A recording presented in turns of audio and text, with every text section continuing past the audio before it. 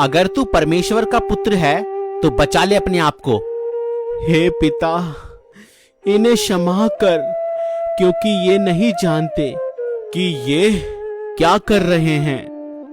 60 साल बाद वह सैनिक मर गया और न्याय के लिए परमेश्वर के पुत्र यीशु मसीह के सामने खड़ा किया गया। प्रभु यीशु मसीह, आप स्वर्ग, नरक और पृथ्वी का सारा अधिकार मेरे पिता ने मुझे दिया है। प्रभु यीशु मसीह, मुझे माफ कर दो। मैंने आपको, परमेश्वर के पुत्र को क्रूस पर चढ़ाया, उसे मारा, उसके मुंह पर थूका। प्रभु, मुझे माफ करो। मैंने तुम्हें उसी समय माफ कर दिया था, मगर फिर भी तुमने परमेश्वर के अनुग्रह को तुच्छ जाना। परमेश्वर ने अपने एक लौते पुत्र को जगत में भेजा ताकि सब पापी उद्धार पाएं।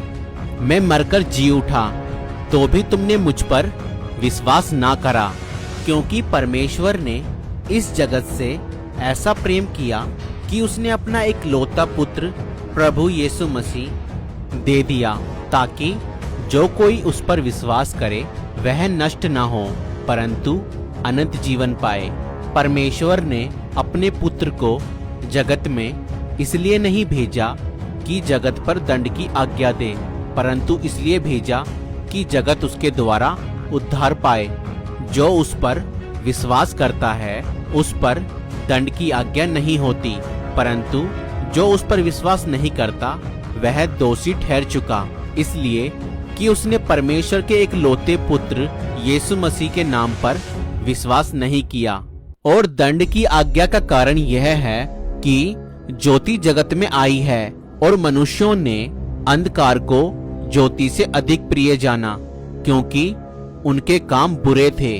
क्योंकि जो कोई बुराई करता है वह ज्योति से बैर रखता है और ज्योति के निकट नहीं आता, ऐसा ना हो कि उसके कामों पर दोष लगाया जाए।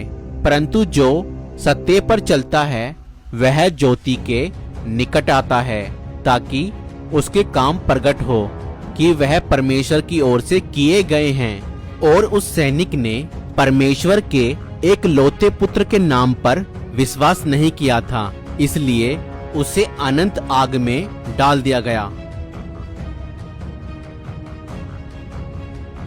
क्योंकि मरने के बाद फिर पश्चाताप करने का कोई मौका नहीं है, इसलिए मनुष्यों को जीते जी ही अपने पापों से पश्चाताप करना होगा और यह विश्वास करना पड़ेगा कि यीशु मसीह का लहू हमें हमारे सब पापों से क्षमा देता है।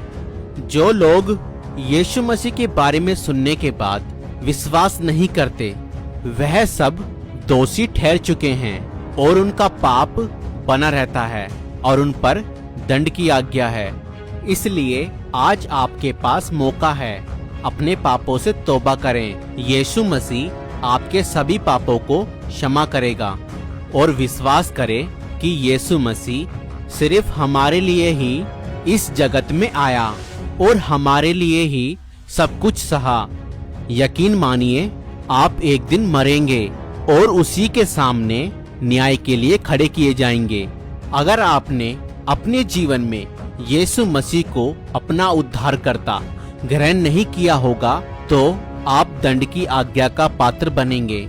अगर आप प्रभु यीशु मसीह को अपना उद्धारकर्ता, अपना मुक्तिदाता ग्रहण करना चाहते हैं तो आप हमारे साथ यह प्रार्थना कर सकते हैं। प्रभु यीशु मसीह, मैं विश्वास करता हूँ कि आज से 2000 साल पहले आप मेरे ही अपराधों के कारण, मेरे ही पापों के कारण इस दुनिया में आए। आप मेरे लिए ही मारे गए, गाड़े गए और तीसरे दिन मुर्दों में से जी उठे। मैं आपको अपना प्रभु, अपना उद्धारकर्ता अपने जीवन में ग्रहण करता हूँ। आप मेरे जीवन में आए, मुझे अपनी संतान बनाएं।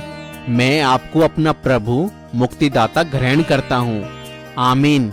और इतनी सी प्रार्थना करने के बाद आप भी परमेश्वर के बेटा और बेटी बन जाएंगे और आपका नाम आज जीवन की पुस्तक में लिख दिया गया है। अब आप परमेश्वर के पवित्र वचन, पवित्र बाइबल को पढ़ें यीशु मसीह के पीछे चलने वालों की संगति करें और परमेश्वर पिता से प्रार्थना करने में समय बिताएं। ध्यान दें, प्रभु यीशु मसीह आपके धर्म या जात को नहीं बदलता है, वह आपके मन और जीवन को बदलता है। परमेश्वर आप सभी को आशीष दे।